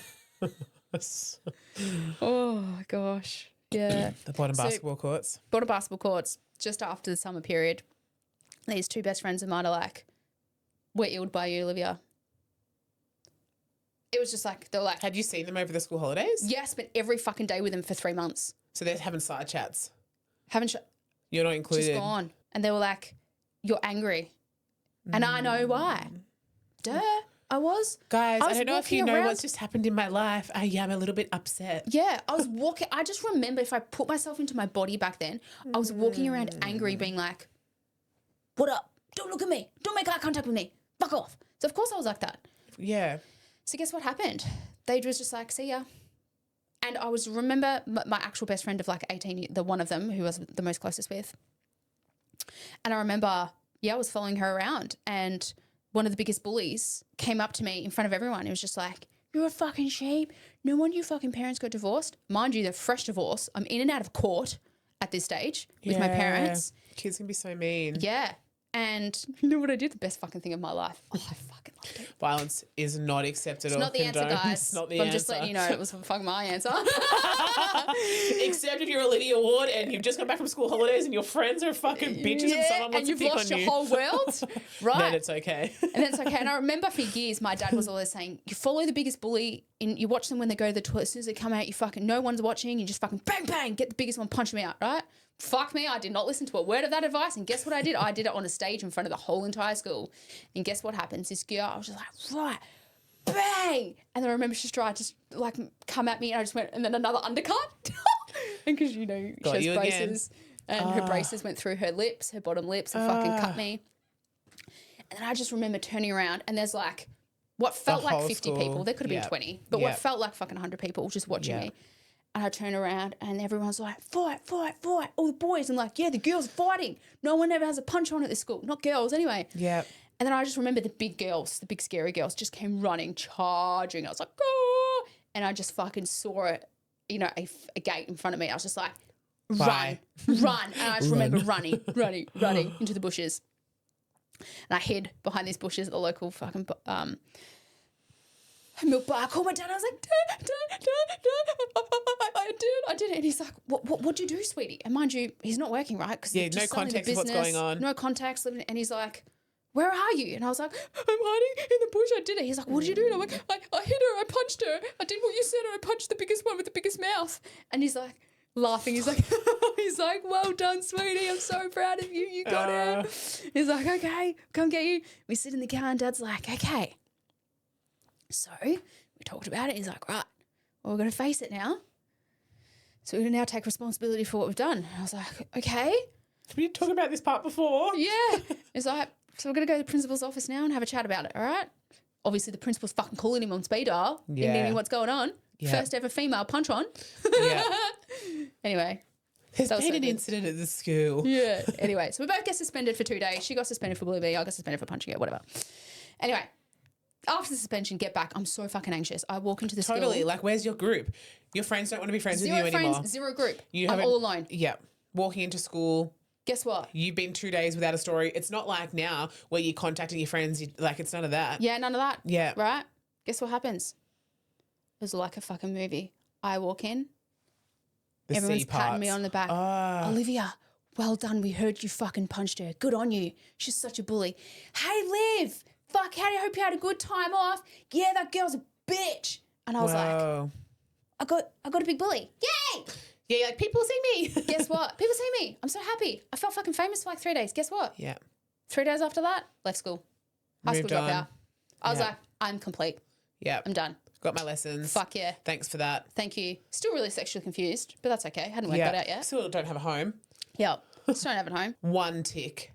Yeah. One tick out of the things. Yep. Yeah, stood up for yourself. Yep. There was this boy around that I was dating and there's some sexual stuff going on that like I had to ignore as well. So yeah, there's a lot of rumors going around about me and all that sort of stuff. And I was like, bye. Fuck you all. I got big balls for the first time. Got my lady balls on. Yeah. So yeah, clipped them right on.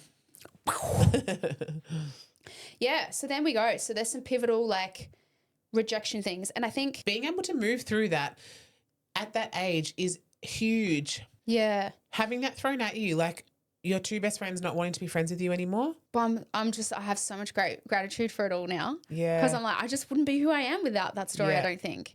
Well, of course not. It's massive. Yeah. I'm like, do it again. Yeah. If I was to repeat life, fuck yeah. Yeah. Make me go through it again. Yeah. When they ask you those questions, it's like, if you chose to walk your life again, would you change anything? No. No. Why would I change anything? Yeah. It's all meant to be. Yeah. This is all planned. Yeah. How cool. Yeah, it is cool. Yeah. So yeah, there we go. And then ended up getting a house. I just remember Easter. Fuck, Easter's always a little bit triggering because I remember that following Easter, so that was probably about February, following Easter, I know at school, whatever, and then, lost the childhood home. I just remember. Yeah, what was that like? Packing up the house, being watched. How did that, I was going to say, how'd that work with the intervention orders? Like, so you were watched to go so there? there was police officers escorting us all the time. You and Dad and Jason? Yeah. And his girlfriend and whatever. Oh, she was still there? She was still fucking there. Yeah, so Mum wasn't in the home and you went to go pack up your stuff. Yeah. And did you and Dad and Jason have a home to move your things to? So we got to temporarily go back to the family house, which was just even more fucked up. Oh, how confusing. The court system you was can like, come here for a little bit. For like a month until the house sells or whatever. And I was like... Where was your mum at that stage? Disappeared. Gone. Oh, that's right. Yeah. And then there's this other woman sleeping in my mum's bed. Whoa. That really fucked. Yeah, I was just like, fuck you. And then what happens? They literally sit us down at the dinner table to say that she's fucking pregnant. And then my dad's like, you're going to have a little sister. And I was like... Guess what? Can the world just fuck off for a minute and stop? That's all I wanted when I was a child. And I was like, there's this strange woman that you've knocked up. Yeah, we're not going to recreate our family. Yeah. Fuck me. So that was just so intense, hey? That is really intense. Yeah, my poor brother just went through his own one. He's got his own stories to all of this as well, obviously. His own perspective of what he remembers. Yeah. And how it felt to be him. Yeah, I just remember I just remember being so angry because I just wanted to protect my little brother, but I couldn't at the same time. Yeah. My baby brother is a projector. Projectors feel a lot more rejection. And look at him now. Yeah. Shout out to Jason. He's so successful now. I'm so proud of him. So there we go. That's like huge. The worst years. And then what happened was when I left school, I was just like, okay, now I'm on a fucking bender to say, fuck you, world. Yeah. I've got this. I went from rebellion part of me comes in. Let's go. We're going to play. We know that story. This is where we meet. Yeah, this is where we meet. And I was just brought up by the coppers all the time. It's just like normal to be at the fucking cop shop at my age because I was a little fucking turd stealing cars. I remember getting the local train rats. Fast as fuck, boy. Yeah. I remember getting the local train. I was just fucking stealing shit and getting the local train rats to be like, can you go back and I was planning getting the bigger bullies, the more scarier ones, to go after my old bullies to say, go fuck them up for me. Yeah, the real life street bullies, not the high school bullies. Yeah. Those were kids who weren't going to school, like all the coppers knew about them. You had to play there like from Shameless. Yeah. Fuck, it's a good show, Shameless. Need to rewatch that for the future. Another podcast. Yeah, it's another podcast. So... Yeah, okay, hanging 15 out with that to group 17. was bad. Oh, nasty. Quit Macca's, obviously. So I was like, fuck this. What did you do for money? Well, Centrelink gave you money at that time, Oh, didn't true. I got fucking I got some homeless fucking money. Yep. Like housing money or something. Yeah, they pay like a certain percentage of a rent. Yeah, that's enough when so you're you a get kid. youth allowance and a little bit of rent. Youth allowance. Yeah, this was cool. Yeah, something like that. Yeah, cool. And that was enough to buy and where were you living? Things. After the family home? Then Dad got a house eventually. Where was that? Muzabi again. Oh, yeah? Yeah, Muzabi. Stick to what you know. Yep. I just remember him being so broke after those years. He couldn't even afford to drop me off at Macca's. He couldn't afford the petrol to drive me 10 minutes. He's like, you're going to have to walk. Whoa. Then that change from going from abundant and having everything and Dad buying all the toys to then having zero. Yeah. The human experience, like you're only one crisis away from your entire life changing if you don't have systems, if you don't have regulation, if you don't have community, you don't have support, everything can change in a moment. Yep. And that happened. I remember I got so obese. That's where I fucking put on so much weight, hey. When you were after 17? About 17, early 17. Yeah. I just remember my grandparents coming in and being like, seeing me on the couch, being like, get off the couch, get up and go live, go do something with your fucking life. You look like a sloth. And I'm like, well, I am. Yeah, sorry, I'm actually busy eating McDonald's. Yeah. And I'm not moving from the couch. And being depressed and really fucking angry about the world. Yeah, I'm upset. Yeah. Things don't make sense right now. Yeah. Cut to 2026. Everything makes sense and I'm okay. Everything is perfect divine timing. Long 10 years. Oh, fuck. So happy. I just like gratitude is all just like flows out of me for all of those moments. Yeah. How cool would it be, to go back and I know people always say, like, what would you say if you could say something to your 17-year-old self? What would you say? I would say you're going to be someone important, so go Trust get the it. process. Trust the process. Yeah. I asked you what you were going to say. I'm talking. Best Sorry, friend, pause. you finished my sentences. What would you say? Yeah, that's what I would say. I'd be like, don't worry, you're going to be someone important and there's a purpose for all this. And you're going to be really, really, and I just wanted to be impactfully important. I still do. It's one of my biggest things. Manifestors, guys, we like to have impact across the world. That makes me so emotional. That like hits down in my wounds as well. Like if I think about what I would say to 17-year-old me, because I was also in Muzzaby at 17 as well. We were living on top of the hill near Churnside. Yep. And yeah, I wasn't Bro, going were to we take... living on the same hill? Yeah, maybe. On Manchester? Yeah. Bro, get the fuck out. I think we were. Oh, I was 17. I was 18. I remember having my 18th birthday at that house and I was about to start TAFE because I also didn't go to high school. Oh, yeah, I went to TAFE too. Yeah. And you went to Croydon TAFE? Yeah, I went to Box Hill and Croydon. Well, I went to Box Hill too. Yeah. So we went to the same school, same TAFE, same summit. Fuck off. You know how Snapchat has that like the location and you can see where people are? Yeah. I just pictured our bubbles just like moving around each other. together. Yeah, but if I could go back to her, I would say something really similar. Obviously, Yeah, I just like interrupted and said that, but No go. yeah, like it'll all make sense. Yeah. Just keep going. It will all make sense. And how to trust that though. Even now, you asked me in the car on the way here, you're like, how do you know about something what's about that my 5%? relationship? How do you trust? How do you trust? Bruh, intuition. Yeah. Trust of the divine. Yeah, totally. Well, that's what spirituality does for me. Mm-hmm. It anchors me into that knowing and that trusting. But I have evidence of that, and I have that feeling like you cannot misplace or you cannot distrust when you've really got that feeling of knowing. I can't explain it. And so I feel like, my question is, what would you say to your 17 or 18-year-old self? My question wasn't, how do you know that I'm going to believe you? Like, you know, my question was just what would you say? Because I think if the question was, how would I get my 17-year-old self to believe me? That's a different story. I don't think that she would. Yeah. Yeah. Same. I was very dark. That was the first time I was ever very suicidal. I just wanted to end my life at 17. I hated life. Yeah. I was doing fucking community. I got ordered to do fucking community service. That's how naughty I was. Yeah. I was fucking naughty, guys. Do you remember actually the feeling of suicidal? Mm-hmm. Yeah, that's so deep. Mm-hmm. Yeah. I remember exactly where I was. Yeah. I remember planning it in my head.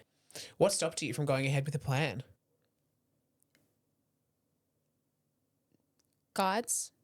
It's maybe the only answer I think I have. Yeah. Or if you didn't have language for your guides when you were that age, like what, was there something that you remember? No, I just remember saying, well, I want to, but it's not dark enough.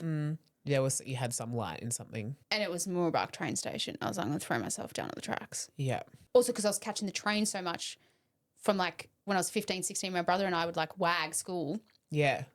And I would go on, even on my own, I'd catch the train all the way into the city, all on my own. I used to do the same thing. Yeah. Did you? Yeah.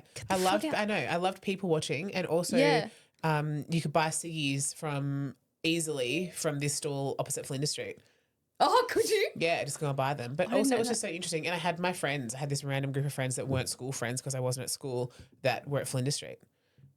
Yeah, throwback to Flinders Street emo days. Yeah, you're full emo. Yeah. Do you know that's something I also have in common? Do you know all my closest best friends right now were all identified as emos when they were teenagers? Yeah, we were outcasts. We were trying to fit in. We created our own identity of people that hung out because we felt like we didn't fit in. Yeah. And we're all deep thinkers, deep feelers. Deep feelers. We had a lot of feelings. Fuck. No wonder we're also weren't moved the by avoidance.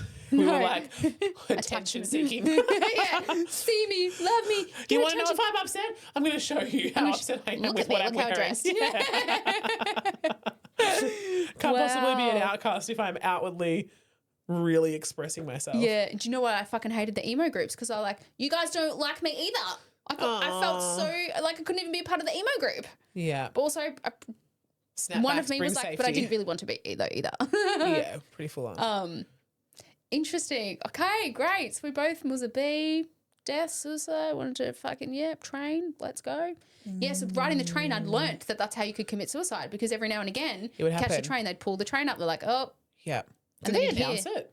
Yeah, they would say if someone's on the tracks, we had to emergency stop. Yeah. So I learned that from a young age as well, like how to do it.